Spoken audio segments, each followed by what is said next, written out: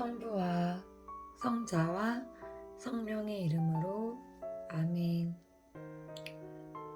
오늘은 로마서 7장부터 9장까지의 말씀을 봉독하겠습니다.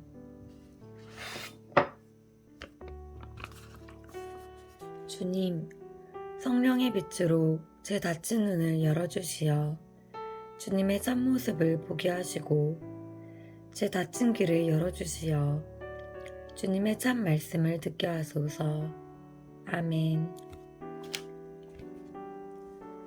로마서 7장.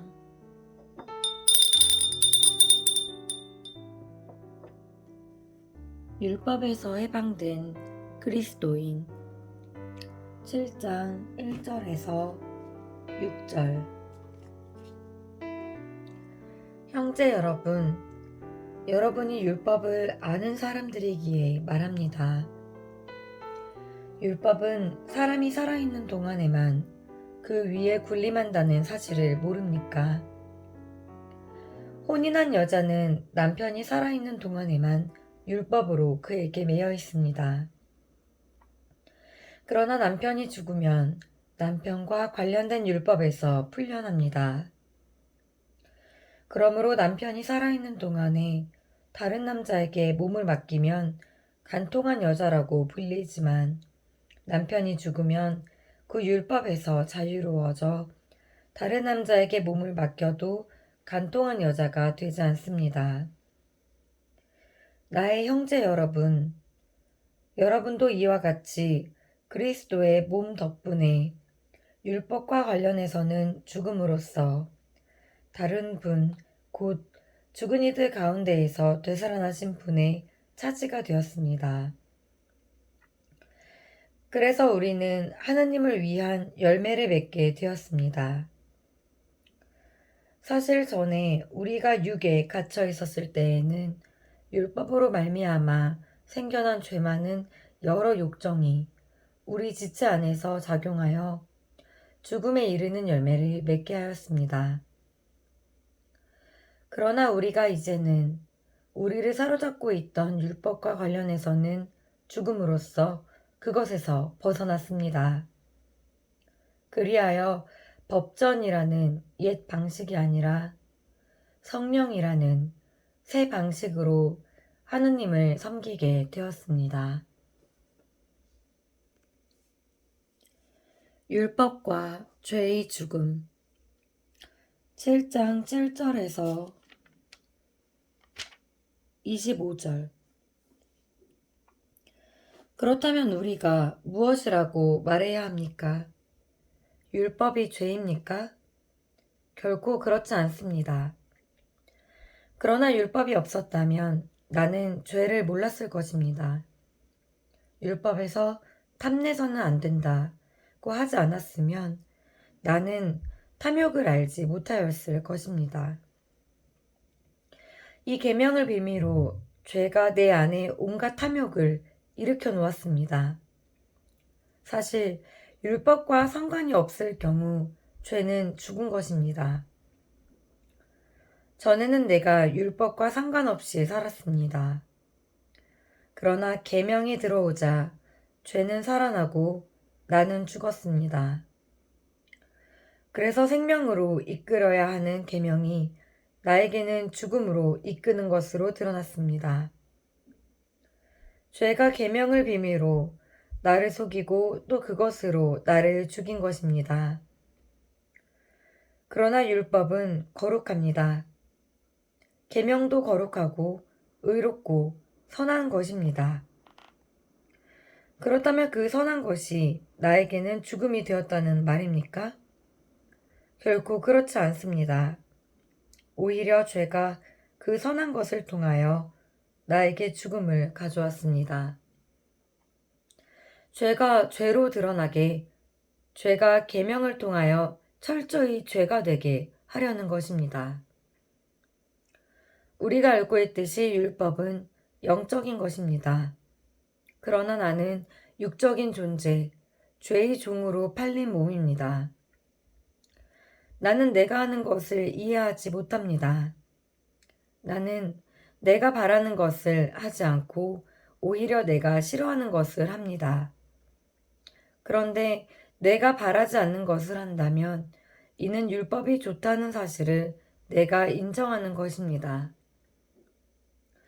그렇다면 이제 그런 일을 하는 것은 더 이상 내가 아니라 내 안에 자리 잡고 있는 죄입니다.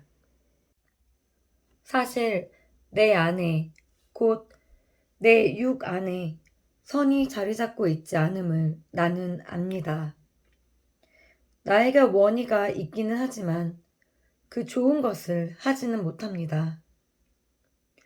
선을 바라면서도 하지 못하고 악을 바라지 않으면서도 그것을 하고 맙니다. 그래서 내가 바라지 않는 것을 하면 그 일을 하는 것은 더 이상 내가 아니라 내 안에 자리 잡은 죄입니다. 여기에서 나는 법칙을 발견합니다.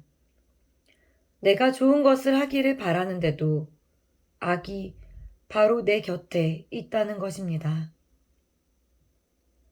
나의 내적 인간은 하느님의 법을 두고 기뻐합니다. 그러나 내 지체 안에는 다른 법이 있어 내 이성의 법과 대결하고 있음을 나는 봅니다. 그 다른 법이 나를 내 지체 안에 있는 죄의 법에 사로잡히게 합니다. 나는 과연 비참한 인간입니다. 누가 이 죽음에 빠진 몸에서 나를 구해줄 수 있습니까? 우리 주 예수 그리스도를 통하여 나를 구해주신 하느님께 감사드립니다. 이렇게 나 자신이 이성으로는 하느님의 법을 섬기지만 육으로는 죄의 법을 섬깁니다. 로마서 8장.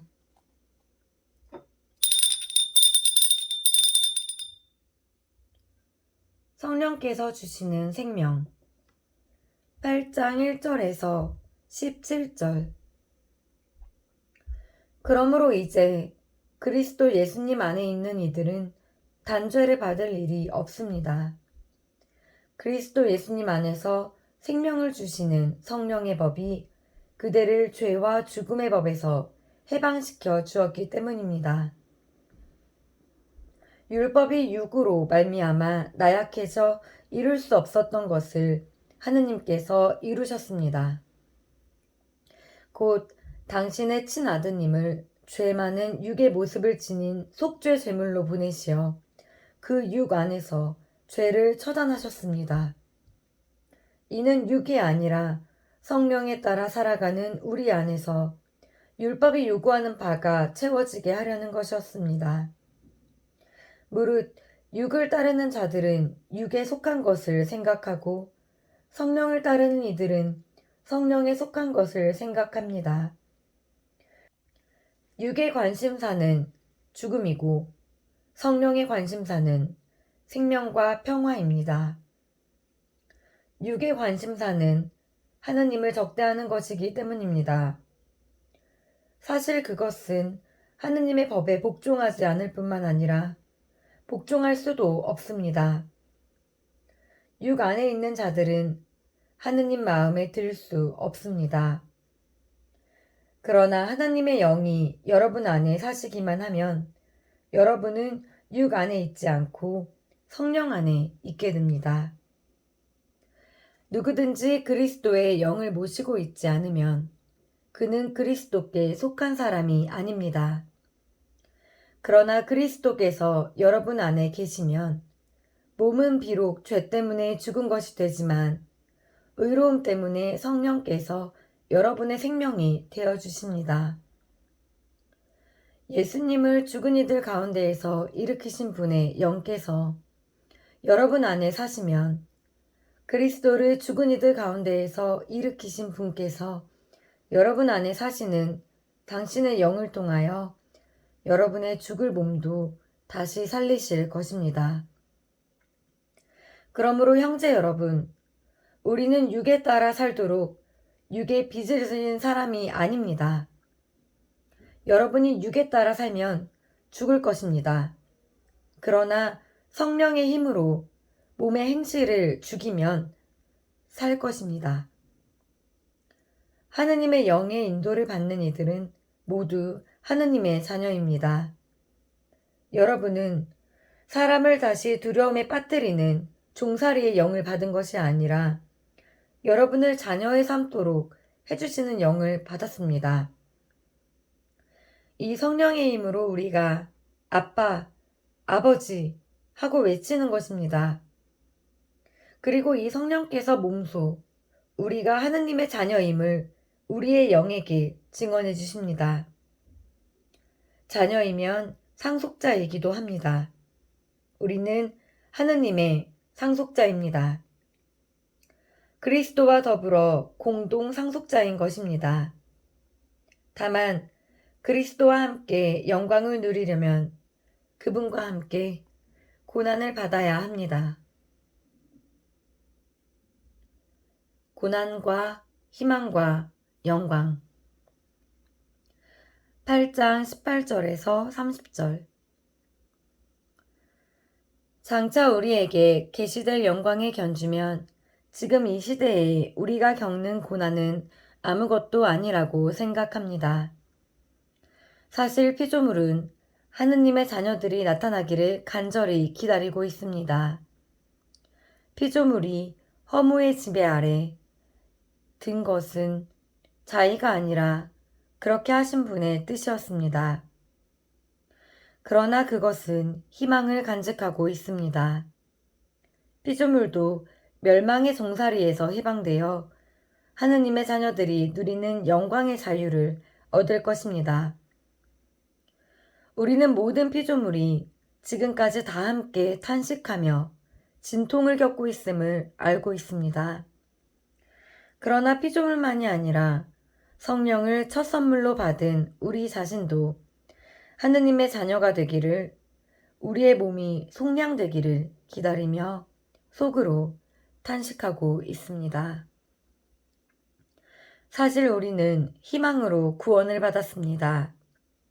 보이는 것을 희망하는 것은 희망이 아닙니다. 보이는 것을 누가 희망합니까? 우리는 보이지 않는 것을 희망하기에 인내심을 가지고 기다립니다. 이와 같이 성령께서도 나약한 우리를 도와주십니다. 우리는 올바른 방식으로 기도할 줄 모르지만 성령께서 몸소 말로 다 할 수 없이 탄식하시며 우리를 대신하여 간구해 주십니다. 마음 속까지 살펴보시는 분께서는 이러한 성령의 생각이 무엇인지 아십니다. 성령께서 하느님의 뜻에 따라 성도들을 위하여 간구하시기 때문입니다. 하느님을 사랑하는 이들, 그분의 계획에 따라 부르심을 받은 이들에게는 모든 것이 함께 작용하여 선을 이룬다는 것을 우리는 압니다.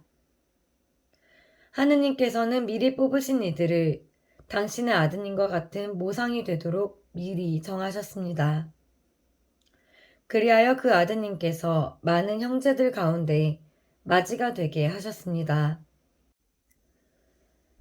그렇게 미리 정하신 이들을 또한 부르셨고 부르신 이들을 또한 의롭게 하셨으며 의롭게 하신 이들을 또한 영광스럽게 해 주셨습니다. 하나님의 사랑과 믿는 이들의 확신. 8장 31절에서 39절. 그렇다면 우리가 이와 관련하여 무엇이라고 말해야 합니까? 하느님께서 우리 편이신데 누가 우리를 대적하겠습니까? 하느님의 친아드님마저 아끼시지 않으시고 우리 모두를 위하여 내어주신 분께서 어찌 그 아드님과 함께 모든 것을 우리에게 베풀어 주지 않으시겠습니까? 하느님께 선택된 이들을 누가 고발할 수 있겠습니까? 그들을 의롭게 해주시는 분은 하느님이십니다. 누가 그들을 단죄할 수 있겠습니까? 돌아가셨다가 참으로 되살아나신 분, 또 하느님의 오른쪽에 앉아 계신 분, 그리고 우리를 위하여 간구해 주시는 분이 바로 그리스도 예수님이십니다. 무엇이 우리를 그리스도의 사랑에서 갈라놓을 수 있겠습니까? 환난입니까? 역경입니까? 박해입니까? 굶주림입니까? 헐벗음입니까? 위험입니까? 칼입니까? 이는 성경에 기록된 그대로입니다. 저희는 온종일 당신 때문에 살해되며 도살될 양처럼 여겨집니다. 그러나 우리는 우리를 사랑해 주신 분의 도움에 힘입어 이 모든 것을 이겨내고도 남습니다. 나는 확신합니다. 죽음도, 삶도, 천사도, 권세도, 현재의 것도, 미래의 것도, 권능도, 저 높은 곳도, 저 깊은 곳도, 그 밖에 어떠한 피조물도 우리 주 그리스도 예수님에게서 드러난 하느님의 사랑에서 우리를 떼어놓을 수 없습니다. 로마서 9장.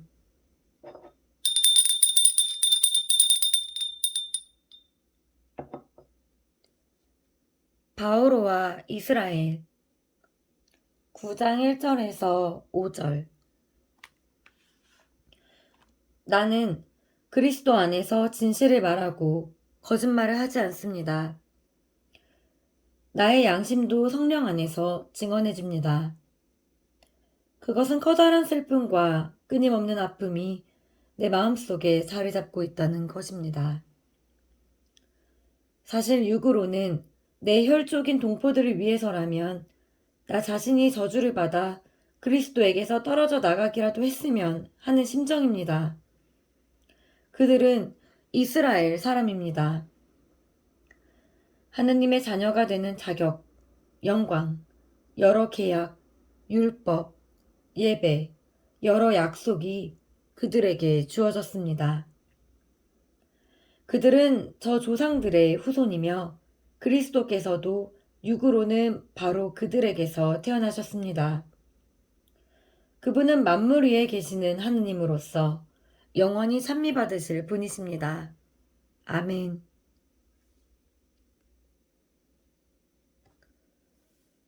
하느님의 이스라엘 선택 9장 6절에서 18절. 그렇다고 하느님의 말씀이 허사로 돌아갔다는 것은 아닙니다. 사실 이스라엘 자손이라고 다 이스라엘 백성이 아닙니다. 아브라함의 후손이라고 다 그의 자녀가 아닙니다. 이사학을 통하여 후손들이 너의 이름을 물려받을 것이다 라고 하였습니다. 이는 육의 자녀가 곧 하느님의 자녀가 되는 것이 아니고 약속의 자녀라야 그분의 후손으로 여겨진다는 뜻입니다. 약속이라는 것은 이맘때에 내가 다시 올 터인데 그때에 사라에게 아들이 있을 것이다 하신 말씀입니다. 그뿐만 아니라 레베카가 한 남자 곧 우리 조상 이사학에게서 잉태하였을 때에도 마찬가지입니다. 두 아들이 태어나기도 전에 그들이 선이나 악을 행하기도 전에 하느님께서는 당신 선택의 뜻을 지속시키시려고 또 그것이 사람의 행위가 아니라 부르시는 당신께 달려있음을 드러내시려고 형이 동생을 섬기리라 하고 레베카에게 말씀하셨습니다. 이는 성경에 기록된 그대로입니다. 나는 야곱을 사랑하고 에사우를 미워하였다. 그렇다면 우리가 무엇이라고 말해야 합니까? 하느님 쪽이 불의하시다고 하는 것입니까? 결코 그렇지 않습니다. 하느님께서는 모세에게 말씀하셨습니다. 나는 내가 자비를 베풀려는 이에게 자비를 베풀고 동정을 베풀려는 이에게 동정을 베푼다. 그러므로 그것은 사람의 의지나 노력이 아니라 하느님의 자비에 달려 있습니다. 사실 성경도 파라오에게 이렇게 말합니다. 바로 이렇게 하려고 내가 너를 일으켜 세웠다. 곧 너에게서 내 힘을 보이고 온 세상에 내 이름을 떨치게 하려는 것이다. 이렇게 하느님께서는 당신이 원하시는 대로 어떤 사람에게는 자비를 베푸시고 당신이 원하시는 대로 어떤 사람은 완고하게 만드십니다. 하느님의 진노와 자비 9장 19절에서 29절 이제 그대는 그렇다면 하느님께서는 왜 사람을 여전히 책망하십니까? 사실 누가 그분의 뜻을 거역할 수 있겠습니까? 하고 물을 것입니다. 아, 인간이여. 하느님께 말대답하는 그대는 정녕 누구인가? 작품이 제작자에게 나를 왜 이렇게 만들었소? 하고 말할 수 있습니까? 또는 옹기장이가 진흙을 가지고 한 덩이는 귀한 데 쓰는 그릇으로 한 덩이는 천한 데 쓰는 그릇으로 만들 권한이 없습니까? 하느님께서 당신의 진노를 보이시고 당신의 힘을 알리시기를 원하시면서도 멸망하게 되어 있는 진노의 그릇들을 큰 은혜로 참아주셨다면 그리고 영광을 받도록 미리 마련하신 자비의 그릇들에게 당신의 풍성한 영광을 알리려고 그리하셨다면 무엇이라고 대답하렵니까? 그래서 하나님께서는 우리를 유다인 가운데에서만이 아니라 다른 민족들 가운데에서도 불러주셨습니다. 이는 바로 호세아서에서도 말하는 것과도 같습니다. 나는 내 백성이 아닌 자들을 내 백성이라 부르고 사랑받지 못한 여인을 사랑받는 여인이라 부르리라. 그들에게 너희는 나의 백성이 아니다 하던 바로 그곳에서 그들은 살아계신 하느님의 자녀라 불리리라. 그리고 이사야는 이스라엘을 두고 이렇게 외칩니다. 이스라엘 자손들의 수가 바다의 모래 같다 하여도 남은 자들만이 구원을 받을 것이다. 주님께서는 말씀을 온전히 또 조속히 세상에 실현시키실 것이다. 이는 또 이사야가 예언한 그대로입니다. 만군의 주님께서 우리에게 후손을 남겨주지 않으셨으면 우리는 소돔이 되고 고모라가 되고 말았을 것이다. 이스라엘의 잘못된 열성 9장 30절에서 33절 그렇다면 우리가 무엇이라고 말해야 합니까? 의로움을 추구하지 않던 다른 민족들이 의로움을 믿음을 바탕으로 의로움을 얻은 것입니다. 그런데 이스라엘은 의로움의 율법을 추구하였지만 그 율법에 이르지 못하였습니다. 왜 그렇게 되었습니까? 그것을 믿음으로 찾지 않고 행위로 찾을 수 있다고 여겼기 때문입니다. 그들은 걸림돌에 걸려 넘어진 것입니다. 이는 성경에 기록된 그대로입니다. 보라, 내가 시온에다 걸려 넘어지게 하는 돌을 부딪혀 쓰러지게 하는 바위를 놓는다. 그를 믿는 이는 부끄러운 일을 당하지 않으리라. 주님의 말씀입니다. 하느님 감사합니다.